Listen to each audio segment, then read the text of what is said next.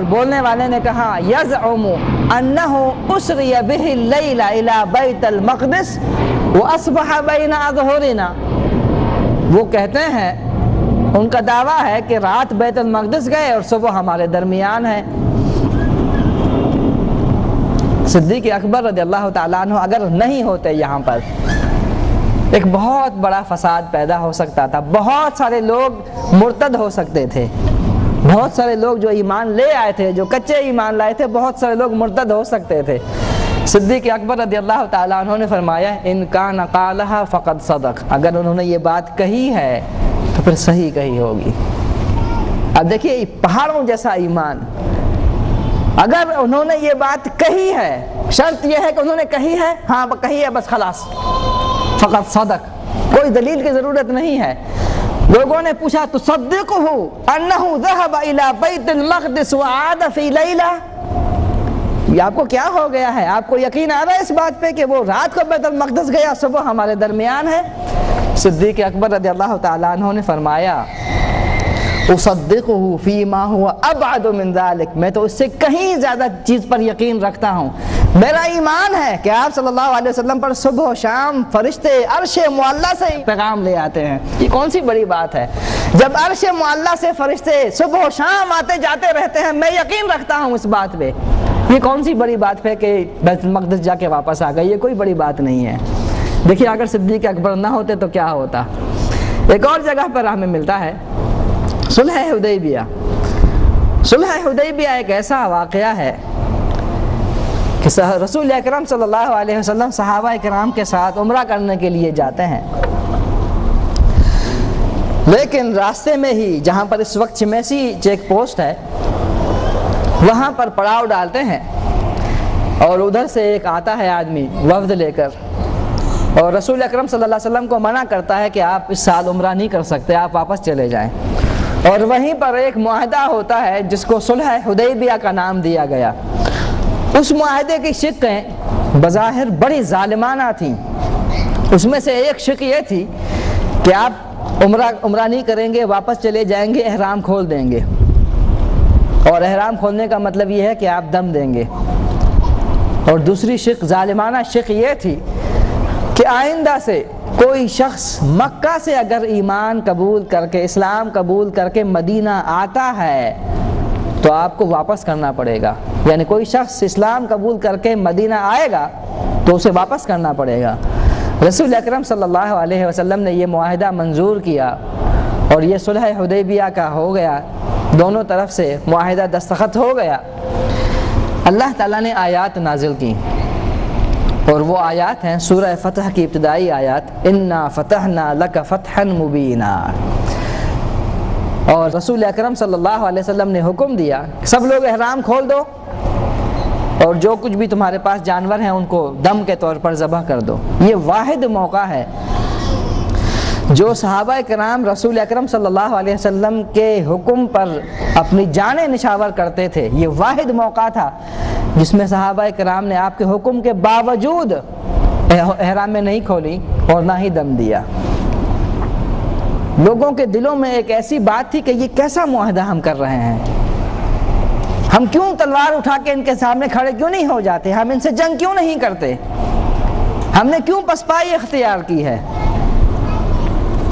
اور آپ اندازہ کر سکتے ہیں کہ کیا ماحول ہوگا اس وقت اس مقام پر اس بات سے کہ حضرت عمر فاروق رضی اللہ تعالیٰ عنہ جیسے بڑے صحابی بھی کیا کیفیت تھی، کیا نفسیات تھی ان کے اندر کہ وہ فوراً رسول اکرم صلی اللہ علیہ وسلم کے پاس پہنچے اور آپ صلی اللہ علیہ وسلم سے فرمایا۔ آپ دیکھیے حضرت عمر رضی اللہ عنہ کی جلالی طبیعت تھی۔ حضرت عمر نے فرمایا الست نبی اللہ حقا، کیا آپ واقعی اللہ کے نبی نہیں ہیں؟ رسول اکرم صلی اللہ علیہ وسلم نے فرمایا بلا یا عمر، ہاں میں اللہ کا رسول ہوں، کیا بات ہے؟ حضرت عمر نے فرمایا فلم نعطی الدنیۃ فی دیننا، ہم اپنے دین میں پسپائی کیوں اختیار کر رہے ہیں، ہم یہ معاہدہ کیوں دستخط کر رہے ہیں، ہم واپس کیوں جا رہے ہیں، ہم ان مکہ والوں سے جنگ کیوں نہیں کرتے؟ رسول اکرم صلی اللہ علیہ وسلم نے فرمایا انی رسول اللہ، میں اللہ کا رسول ہوں، ولست اعصیہ، میں اللہ کی نافرمانی نہیں کروں گا، وَهُوَ ناصری، اور وہ میری مدد کرنے والا ہے۔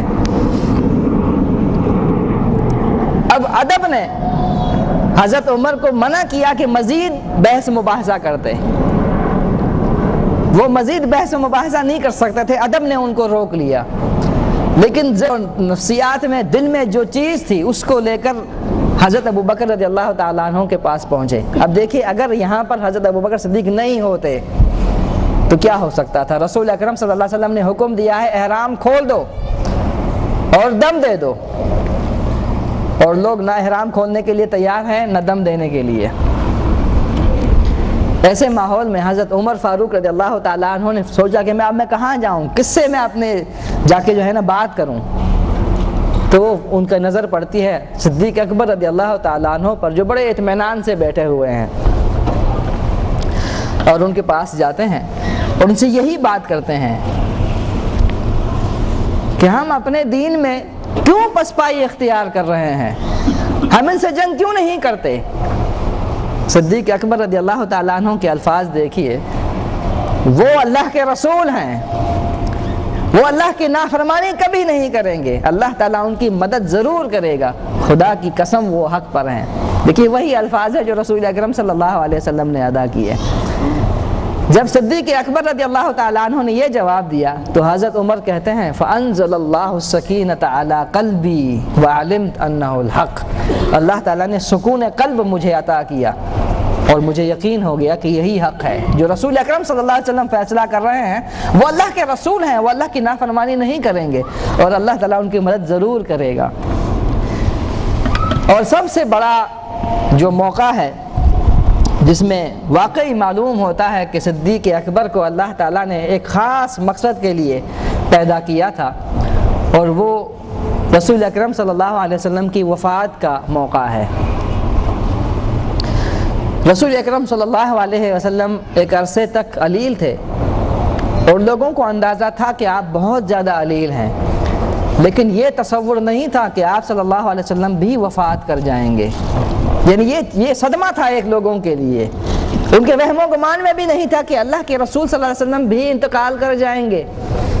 چنانچہ جب رسول اکرم صلی اللہ علیہ وسلم کی وفات ہوئی تو مسجد نبوی میں ایک ایسا ہنگامہ برپا ہو گیا کہ کوئی رو رہا ہے، کوئی شور و غل کر رہا ہے، کوئی یقین نہیں کر رہا، کوئی کچھ کر رہا ہے، کوئی کچھ کہہ رہا ہے۔ اور ایسے میں حضرت عمر فاروق رضی اللہ تعالیٰ عنہ کو ہم دیکھیں تلوار لے کر کھڑے ہو گئے۔ آپ نے فرمایا ان رجالا من المنافقین یزعمون ان رسول اللہ مات، کچھ منافق قسم کے لوگ ہیں، یہ لوگ جو کہتے ہیں رسول اللہ صلی اللہ علیہ وسلم انتقال کر گئے، یہ منافق ہیں، ان کا کہنا ہے کہ رسول اکرم صلی اللہ علیہ وسلم انتقال کر گئے۔ آپ صلی اللہ علیہ وسلم ہرگز فوت نہیں ہوئے، بلکہ اپنے رب کے حضور تشریف لے گئے ہیں، جس طرح حضرت موسیٰ تشریف لے گئے تھے۔ آپ صلی اللہ علیہ وسلم اللہ کے پاس گئے ہیں، جس طرح سے موسیٰ علیہ السلام اللہ کے پاس گئے ہیں، وہ واپس آئیں گے اور پھر منافقین کے ہاتھ پاؤں کاٹیں گے جو کہہ رہے ہیں کہ رسول اکرم صلی اللہ علیہ وسلم انتقال کر گئے، اور تلوار سونت کر کھڑے ہو گئے اور فرمایا الا لا اسمع احدا يقول ان رسول اللہ مات الا فلقت ہامتہ بسیفی ھذا، میں کسی کو نہ سنوں کوئی کہے اللہ کے رسول انتقال کر گئے، جو کوئی کہے گا اس کا سر میں پھوڑ دوں گا اس تلوار سے۔ یعنی یہ کیفیت دیکھیے، کیا کیفیت ہو گئی۔ ایسے میں